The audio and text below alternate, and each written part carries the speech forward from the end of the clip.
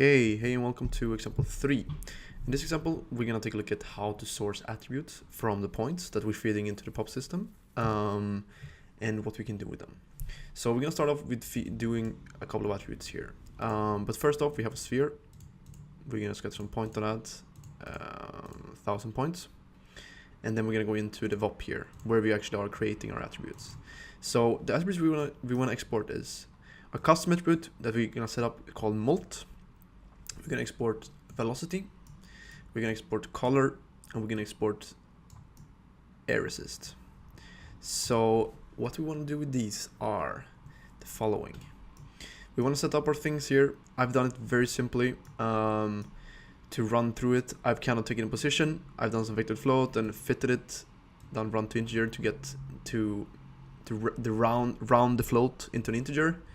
I've ramped it, so I've done some colors here for the color, and I've taken the round to integer here to air resist, which means that anything that is 0.5 or up gets a 1, and anything that is 0.49 down gets a 0. So air resist can be 1 or 0 for any particles here. So essentially all the green particles here are going to have an air resist of 1, and the red particle is going to have an air resist of 0. I just want to demonstrate that air resist can be sourced from outside the pop system instead of using the pop drag or actually do it in a pop-up. Anyway, I've done a ramp with the colors. I've exported CD. I'm just going to show that color can be imported from the particles, from the points to begin with. I've also done a velocity here from this, and I've negated it. So basically what I've done here, as you remember, colors are a vector, and green is 0, 1, 0, and red is 1, 0, 0. I've negated it, and that means I do the opposite, which means that all the green points here get the velocity 0, -1, 0. And all the red points here get the velocity -1, 0, 0. Then I also set up a custom attribute here with just a float with a turbulent noise. So all these points get a turbulent noise. I've done some sparse convolution, set it to T1D noise to get a float. Frequency, I set it a little bit higher, and then I've exported it using the bind export, and I call it molt. We're going to use this attribute later on in our pop system to do some things, and I'm going to demonstrate how you can actually do attributes outside the pop system and then use it to group points or modify them inside the pop system. Anyway, so we have this attribute, we have molt, we have velocity, we have color, and we have air resist. Let's see what it looks like in the pop system. All right, let's go in here. So we're going to go into the popnet source attributes. Okay, these two are turned off to begin with because these are going to do some things with the molt attribute. Anyway, let's see what happens. So in the source, pop source, we have the attributes called the source from use inherited velocity. We have the multiply to 1. We have set emission type to all points because we want to source all points. And that's it. So let's play it and see what happens. As you can see, the green particles get a velocity of -1 in y, and the red particles get a -1 in x. The red particles have an air resist of 0. The green particles have an air resist of 1.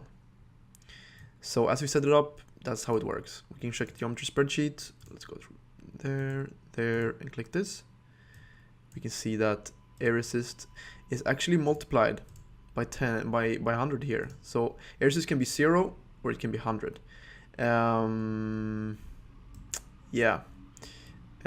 We have our colors. As you can see, the red ones, red is 1, 0, 0, as we remember. All the red ones have an air resist of 0. If we scroll down, we can easily see that.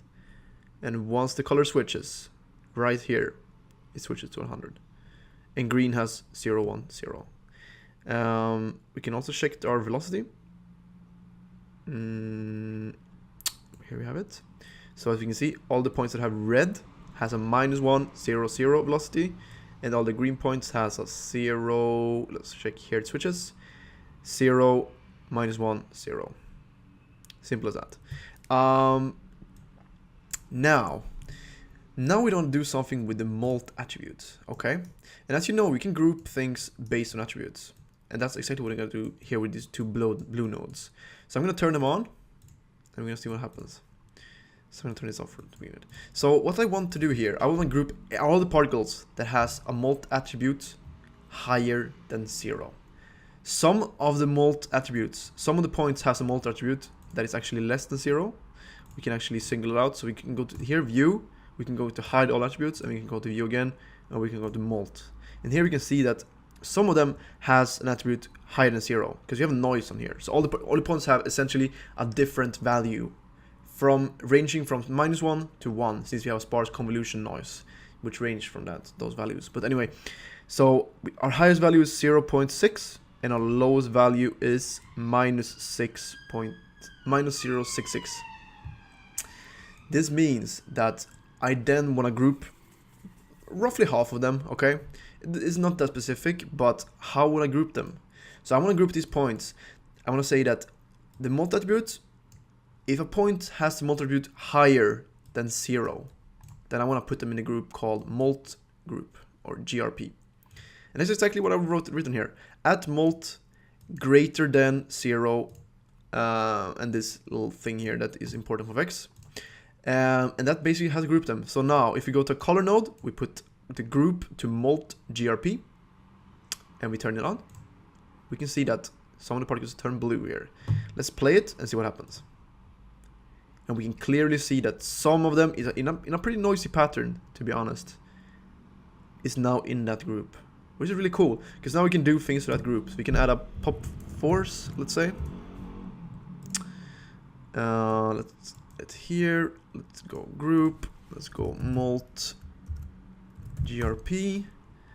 Let's add some up force. Let's add some noise. And let's play it and see what happens. There we go. So all our particles that are in the molt GRP group can now be modified with other nodes from a sourced attribute that comes in on the points, which is really cool. We can also do this directly without even grouping anything. We can kind of use it in a pop-up. That's another method that I use a lot. So we're gonna go turn these off, and we're gonna turn this on, the pop-up molt. So in the pop-up molt here, I want to do kind of the same thing, not as fancy, but I want to do it kind of the same thing. So we're gonna bind the molt, we're gonna import it, the molt, type molt, and it's a float. We're gonna just use a constant, put a vector 0, 1, 0, and then we're gonna multiply this vector by the molt, okay?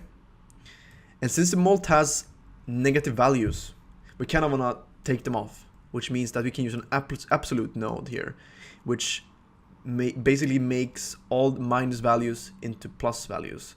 It kind of multiplies a minus value by the minus value, sort of. Anyway, it makes it the absolute value. It removes the negative. Okay. So when we've done this, we have multiplied here. So if a value is 0.1 here, it's gonna multiply 0.1 multiplied this. Okay. That means our force upwards is gonna be 0.1. If the molt here is 0.8, it's gonna multiply this, and the force upwards is gonna be 0.8. Okay. And we're gonna pipe this to the force, and then go back up, and then see what happens. And we can see some particles are flying upwards. So this is just two different ways you can use attributes that are custom, that you have sourced from outwards the system. And it's really powerful and really useful. So yeah, thank you guys for watching. See you next example. Bye.